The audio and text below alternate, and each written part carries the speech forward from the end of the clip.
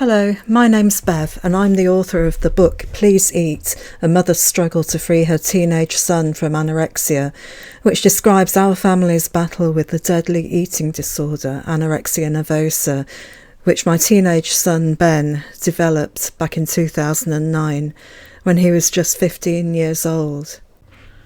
This post is from the 4th of June 2011 and it's talks about why I felt much more comfortable with the psychiatrist these days, and it's called, again, Mixed Feelings but generally happy with the result.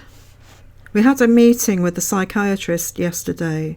She is incredibly skilled at being diplomatic and subtle, and also digging us out of a hole without actually appearing to be doing so. She carefully explained her methods in more detail and suggested that we should be aiming for a workable solution which Ben can handle without freaking out. Yes, she said, Ben had arrived within the healthy weight range, but it was right at the bottom of that range. Ideally and professionally, we would all like him to weigh more.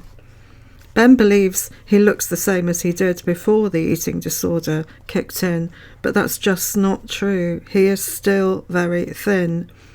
She asked him about how he felt about himself during that pre-eating disorder period, and he said he felt healthy, fit, and reasonably happy. And he said they'd calculated his BMI in biology lessons, and his came out at, and I won't say what number that is.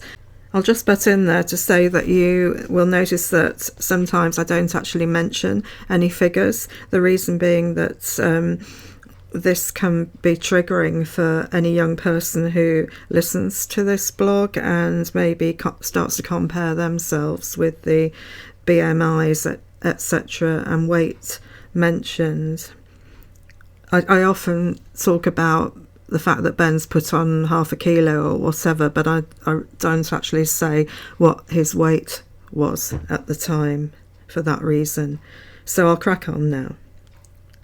The psychiatrist explained that although this particular BMI was middle ground for a boy of 15 years old, now he's nearly 18, we'd really be looking for a higher BMI. For full-grown men, a reasonable BMI is between X and Y, implying that ultimately he will need to aim for that. She also explained that his current BMI was still quite a way below the particular BMI that came out in his biology lesson. So in effect, the recovered Ben would need to weigh more, especially if he wanted to resume his previous sporty activities and allow a buffer zone for any other blips and dips. Over the next few weeks, the psychiatrist will work on the perceptions that are still distorted, so he's better able to handle any weight gain and ultimately be as carefree about weight, eating, etc. as any other boy. But meanwhile, it's not a disaster if he remains where he is for a while, weight-wise. However, he's not permitted to go below this weight and should view it as a minimum, not a middle range, i.e. he is not weight restored.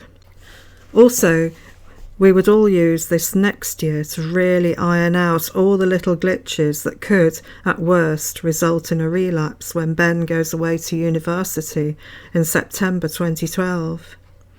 My thoughts on this? As one of my Around the Dinner Table forum friends put it last night, we seem to have achieved a good balance between family-based therapy and the non-coercive British approach of treating the patient with respect and allowing them the right to choose their own treatment. I think we can work with that.